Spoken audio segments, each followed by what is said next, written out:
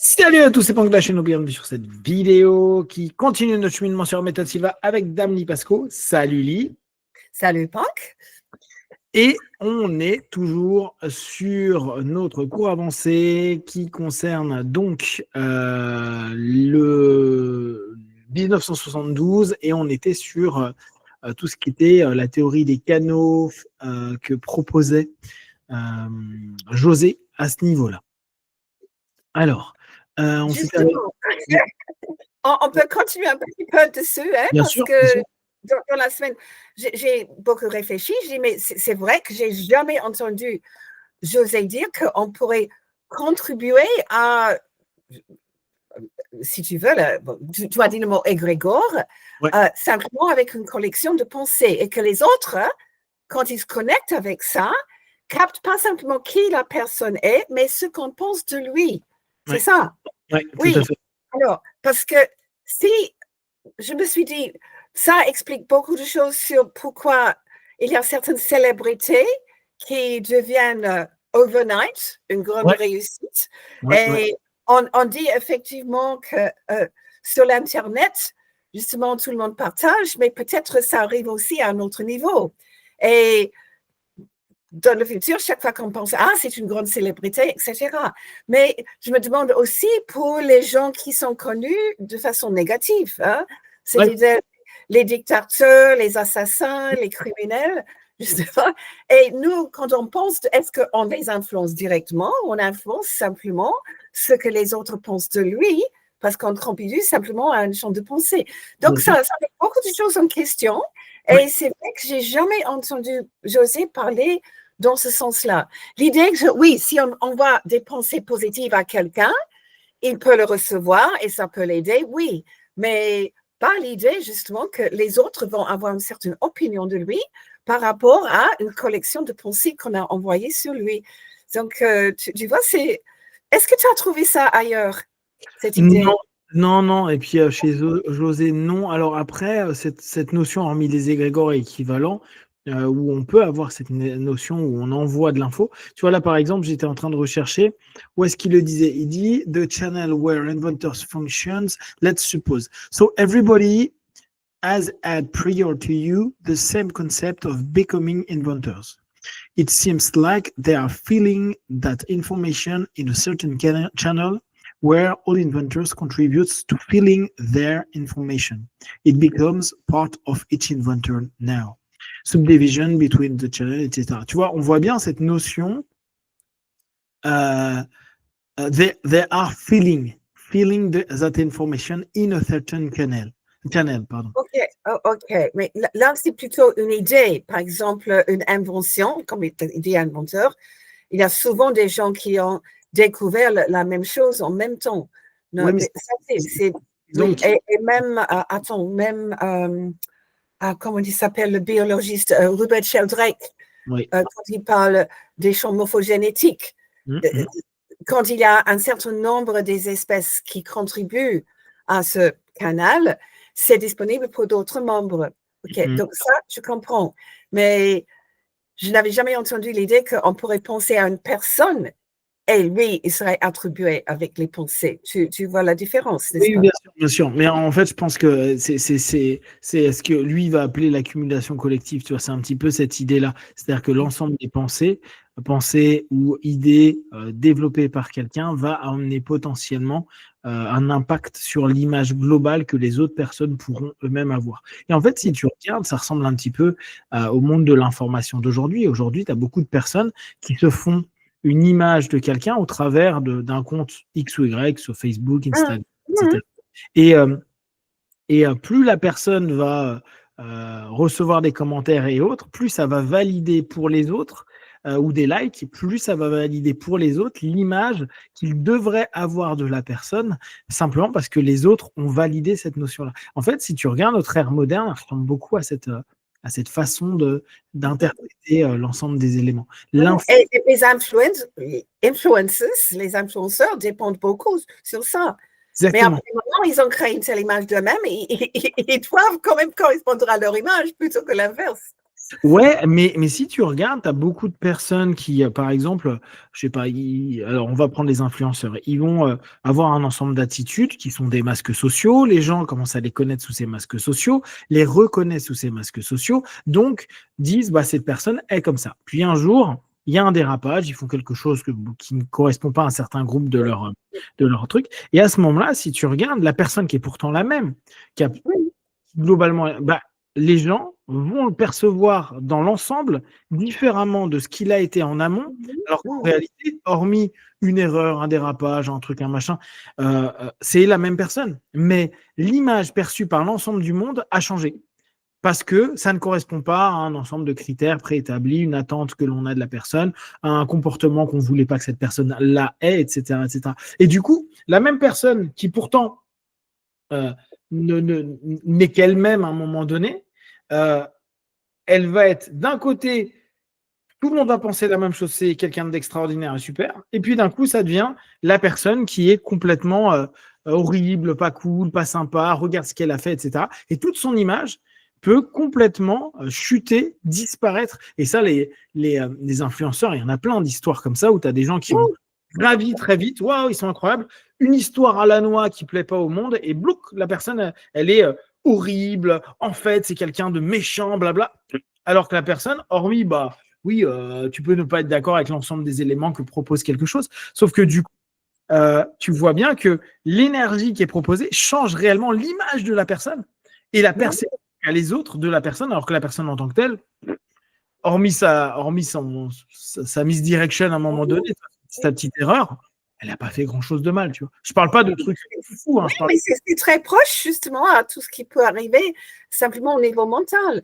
Et justement, tous les gens qui l'ont suivi, quand ils voient que tout d'un coup, la vraie personne ne correspond plus à la personne qui a été créée comme image, ils se sont trahis. Exactement. Mais vraiment, on m'a trahi, j'ai cru que, et là, il devient vraiment agressif, il les tourmente sur l'Internet, c'est incroyable. Ah Oui, ouais, ouais. oui, mais tu as raison, c'est un très bon exemple de ça sur un plan, justement, Internet, exactement. Ouais. Ouais. Et tu vois, c'est pour ça que je trouve que là, ce qu'il propose, alors moi, je trouve ça dommage qu'on l'ait plus aujourd'hui, tu vois, du coup. Je trouve vraiment que c'était une explication qui était intéressante. Et comme je te le disais la semaine passée, je pense que euh, cette notion de dire aux apprenants, aux diplômés, à ceux qui aux futurs diplômés, bon, bah en fait là, les infos que vous allez avoir, potentiellement demander si vous avez plus d'infos autour, parce que il se peut que vous ayez une info qui, dans la base de données de votre de cloud, etc., de votre drive, bah, vous allez avoir quelque chose qui n'est pas le bon dossier, en fait. Mais c'est la bonne personne, mais c'est juste les personnes, elles ont partagé des éléments qui ne sont pas purs, Mhm. guillemets, de la personne qui nous concerne. Je Mhm. trouve que c'est vraiment intéressant parce que ça nous offre la possibilité de nous dire, quoi, de nous re-responsabiliser aussi sur ce que l'on pense par rapport aux autres et pas simplement dire les autres sont telle ou telle chose. Les autres peuvent aussi être l'influence plus ou moins indirecte, là on peut reprendre Internet, hein, de je vais aimer ou pas aimer, je vais écrire un commentaire sympa ou pas sympa, je vais Mhm. Mhm. positivement de cette personne, je vais en parler positivement ou pas. Et tu vois, si on le met au microcosme de notre quotidien, c'est, bah, tu sais, il y a beaucoup de systèmes qui disent évite de parler en mal des autres, ne dis pas des sales choses sur les autres, outre le fait que ça fasse déjà une autosuggestion, parce que pour penser à un truc négatif de quelqu'un, il faut que tu sois dans un état qui soit négatif, mais dans un deuxième sens, c'est que tu nourris aussi parfois une image qui est fausse, Mhm. dans tu envoies en fait une info à tout le monde qui dit ah bah oui bah en fait cette personne-là elle est pas sympa. Or ton copain qui connaît plus ou moins cette personne va plus te faire confiance à toi copain que la personne et la personne à ses yeux va changer parce que toi tu vas trouver que cette personne elle est pas cool. Et c'est intéressant cette notion de se dire nous avons de l'influence sur l'image que va avoir la personne que Mhm. la manière dont les personnes vont percevoir, donc c'est un peu la réception qu'on a, si on reprend au modèle Silva, d'une information, et cette information, elle peut être complètement changée en fonction des personnes qui vont transmettre une information, une Oui. intention, une pensée, une Mhm. réflexion au sujet de la Mhm. personne. Mhm. Ouais. Je trouve ça très, très bien. Mhm. Ça laisse vraiment ouais, à cogiter. Et c'est vrai qu'on l'a vu dans aucun bouquin Faudrait revoir les autres bouquins. Non, mais dans aucun bouquin qu'on a bossé ensemble, il y a du tout de ce rapport-là de à la fois prendre une info et à la fois transmettre une info. Il n'y a pas. Alors, même ce matin, j'ai pensé à ça. J'étais en train de créer une visualisation positive pour une cliente qu'elle pourrait faire régulièrement pour un membre de famille qu'elle aime beaucoup et pour qui elle a des soucis. Et je dis, mais écoute, si tu fais cette visualisation tous les jours, régulièrement, peut-être, justement, ton image de la personne va faire vraiment partie de son égrégore et ça va lui aider de devenir cette personne à qui elle pense, qui est en bonne santé, positive, etc. Si on part de ce présupposé-là, après là on est juste sur des hypothèses, mais Oui. effectivement, ça reviendrait au fait de quand vous pensez aux gens que vous appréciez, pensez-les dans l'opulence, la joie, le bonheur, etc. Si vous étiez en train de proposer une condition à cette espèce de drive, à dire, ou aussi on reprend notre modèle Internet, à la place de mettre des dislikes, j'aime pas, tu mets des likes. Voilà. Et c'est comme dire, en fait, en France, c'est maintenant, on parle beaucoup de je te donne de la force. Je te donne de la force. C'est en gros, je te donne de l'énergie positive, je te donne une bonne intention, etc. En fait, est-ce que donner cette énergie positive aux gens, ne serait-ce qu'en y pensant, ne serait-ce qu'en étant en alpha ou autre, ne permet pas aussi à ces personnes, comme tu dis, peut-être de devenir l'image que l'on aimerait qu'elles arrivent à devenir ou à vivre. Après, ça reste complètement hypothétique, mais admettons que la personne pour qui tu lui as permis de faire ça, elle en parle à son frère, sa soeur, ses amis, ses cousins, n'importe. Et que tout le monde tente de faire ça. Est-ce que l'image globale, si on prend le mot égrégore, est-ce que l'image de l'ensemble des pensées vivantes sur le sujet ne va pas remplacer l'image qui avait par le passé de ce sujet-là et donc impacter le dit sujet en tant que tel? C'est amusant. En tout cas, j'aime bien, moi, l'idée. Et pour nous, dans la méthode, cette réflexion à se dire, quand je suis en train de faire un cas, il est possible que je capte des choses de son drive et pas simplement les informations du dossier spécifique de la personne en pure notion, devient intéressant. J'ai un ensemble de... Ouais, Didi. Non, termine quand même, oui. Non, mais c'était juste cette notion-là, tu vois, c'est toutes les pollutions, entre guillemets, qu'on peut mettre dans des fichiers, dans un drive qui a un thème et qui, en fait, on s'aperçoit que c'est des fichiers qui ne devraient pas être là. Ou en tout cas, qui sont faux ou qui ne sont pas dans la bonne information ou la bonne... Ça me rappelle une histoire que José a racontée de sa propre vie. C'était connu à la Rideau que certains guérisseurs, soi-disant magiciens en Mexique, étaient jaloux de lui et apparemment ils se sont mis ensemble pour lui envoyer un sort, un mauvais sort. Et la plupart de la Rideau apparemment étaient au courant de ça. Et José disait, donc j'ai fait exprès de me promener tous les jours dans le centre de la ville et justement de me porter très bien. Et si les gens m'arrêtaient pour dire, José, comment ça va? Il dit, jamais mieux de ma vie. Je me sens vraiment de mieux en mieux. Parce qu'elle a expliqué qu'il ne voulait pas qu'une grande quantité de personnes pensaient à lui en train de souffrir.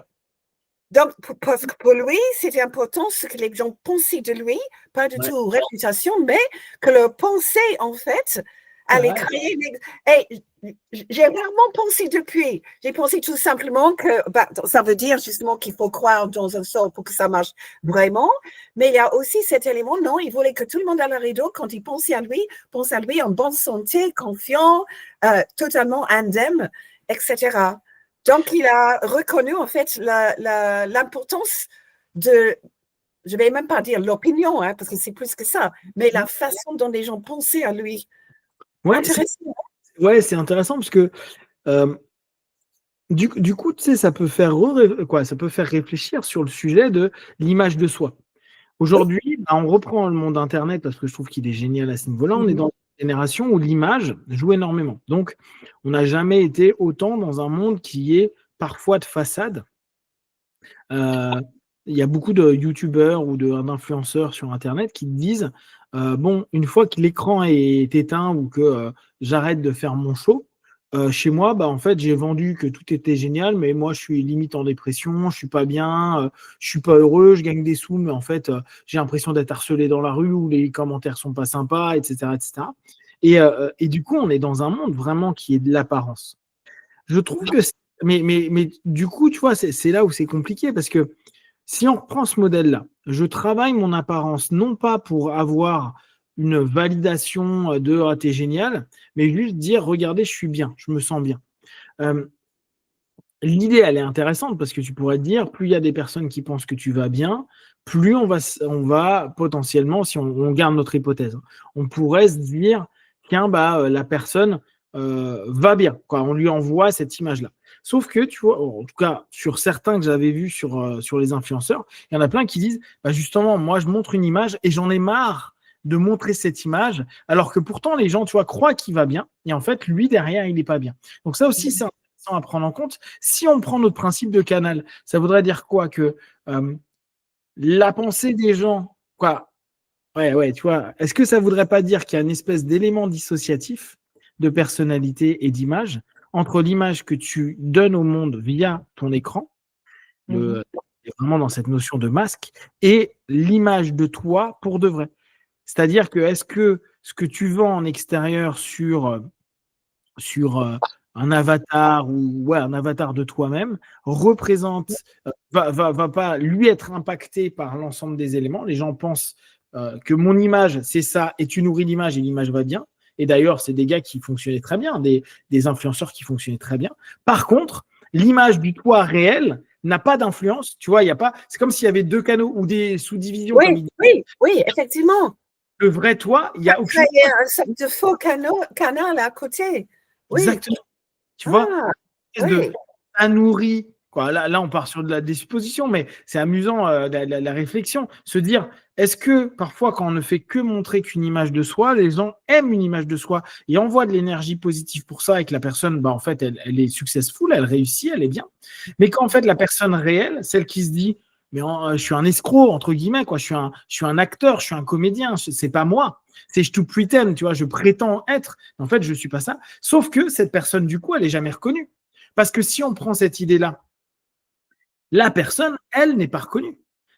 On connaît l'influenceur, l'image de l'influenceur, on peut reprendre l'exemple de l'artiste acteur. On connaît le rôle qu'a joué l'acteur, mais on ne connaît pas l'acteur. Or, beaucoup de personnes vont se dire ah, mais je t'ai adoré dans telle série, tu vois. C'était, je crois, les gars de Friends, la série Friends, où les gens nous prennent réellement pour Ross, pour, je ne sais plus les noms des acteurs, mais quand tu croises quelqu'un, les personnes n'arrivent pas à se dire tiens, c'est quelqu'un d'autre, comme quelqu'un qui joue Spider-Man. J'imagine que pendant des années, ou Batman, ça doit un peu te tenir comme rôle, hein, te dire ah bah oui, toi, t'es Batman. Oui, c'est bon, j'ai fait d'autres rôles entre-temps. Sauf que pour les gens, t'es Batman. Donc, toi, la personne que tu es, d'une part, en tant qu'artiste, et en tant qu'humain, c'est inconnu. Donc, ils reçoivent, en fait, il n'y a aucun canal qui va directement à eux. Il y a tout le canal d'attention, d'énergie, d'amour, de joie, de réussite, mais aussi de haine, etc. Parce que c'est aussi ça, la protection. C'est que si c'est un masque, dans le canal, tu vas avoir tout l'amour du monde, mais tu vas avoir toute la haine du monde.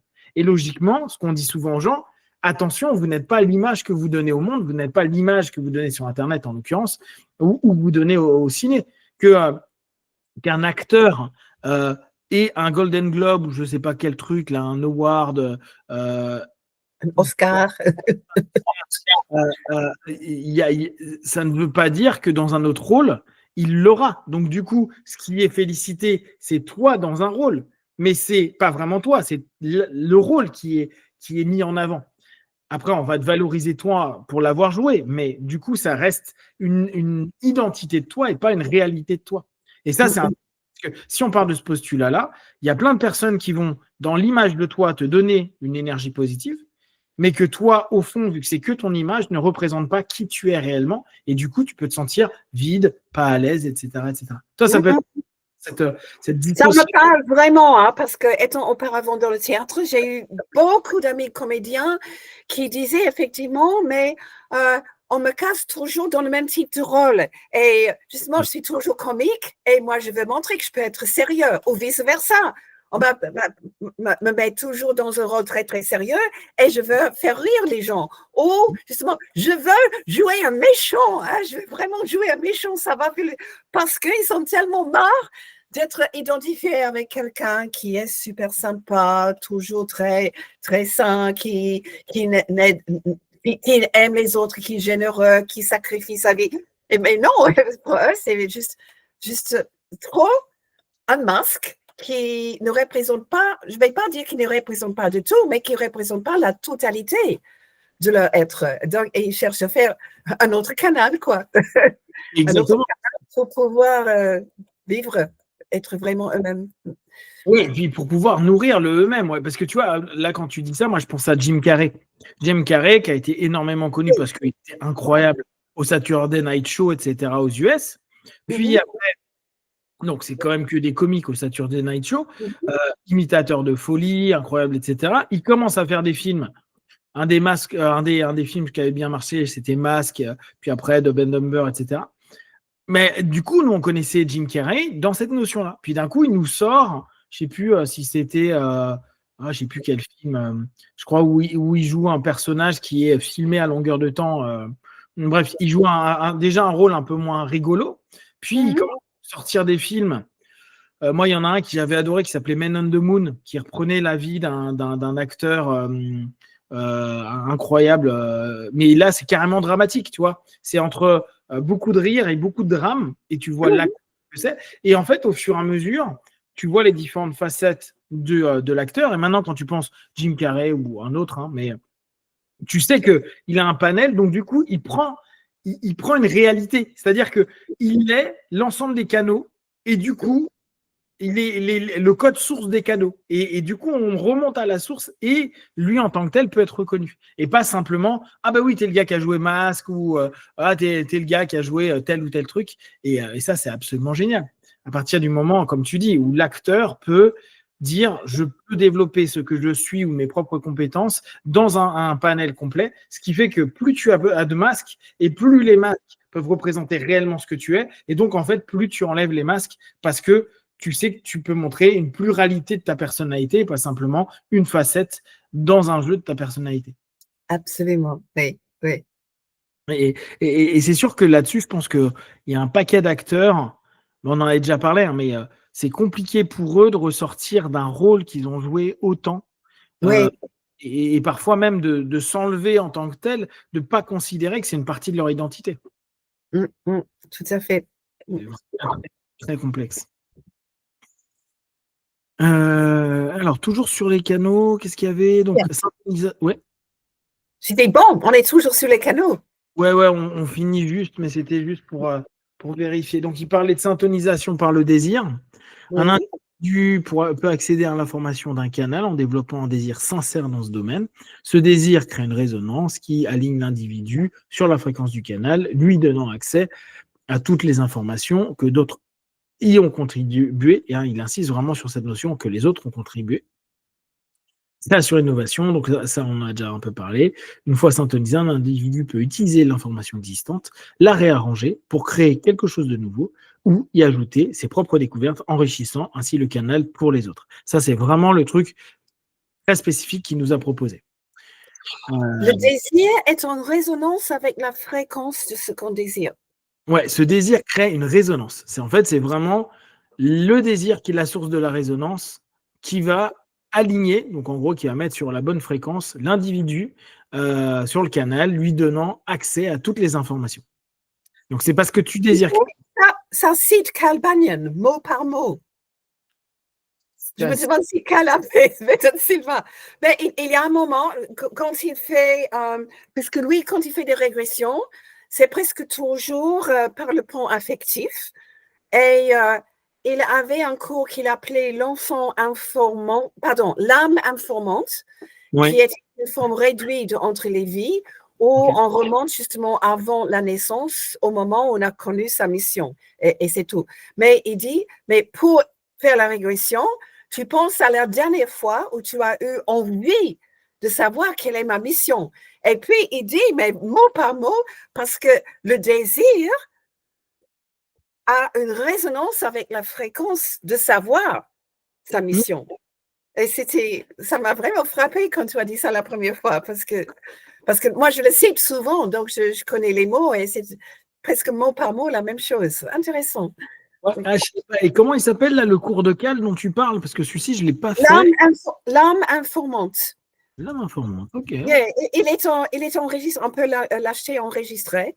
Ouais, Et effectivement, il utilise le pont affectif pour découvrir le moment quand tu as connu ta mission. C'était avant la conception, quoi. ok. Je Le regarde. désir crée une résonance ou résonne avec justement la connaissance. Comme désir. Oui. Ça me plaît bien, ça me plaît bien. Enfin, on va finir là sur l'exemple de synchronicité. L'exposé, le cas de deux inventeurs, l'un aux US et l'autre en Angleterre, déposant un brevet pour la même invention, le même se connaître. Cela est présenté comme une preuve, entre guillemets, qu'ils étaient synchronisés sur le même canal d'information. Et ça, on en a déjà parlé, c'est quelque chose d'assez fréquent. Et après, chaque civilisation a expliqué ça à sa manière. Il n'y a pas de. Là, ce qu'on vous propose, vous voyez, c'est un petit peu. On sort un petit peu du champ Silva habituel. C'est pour ça qu'avec Lee, on vous parle d'hypothèse et de réflexion. Et d'ailleurs, c'est aussi pour ça que vous ne l'avez pas dans le cours. Dans le cours, il n'y a pas ça. Il n'y est pas non plus dans Ultra, il n'y est pas dans Graduate. C'est vraiment encore cette période de Exploration. qui est vraiment une très chouette période. Oui. Ok. Après, on va passer sur l'application pratique du contrôle mental. Donc, on va s'arrêter là sur cette première partie. Si vous avez des questions, des remarques par rapport à ça, ou même des feedbacks par rapport à nos hypothèses, nos réflexions, n'hésitez pas à les partager. On y répondra du coup en podcast le plus rapidement possible. Est-ce que tu as quelque chose à rajouter à tout ça, Ali? Simplement que nous aussi, on est maintenant dans un état d'exploration, de sa période d'exploration. Et c'est fascinant. Donc, n'hésitez pas, si vous avez des questions, des remarques, vraiment, vous pouvez le faire. Et comme d'habitude, de tout ce qu'on propose, ne prenez que ce qui est bon et juste pour vous. Tester, observer, analyser et concluer. B1, merci à toi et à tout de suite.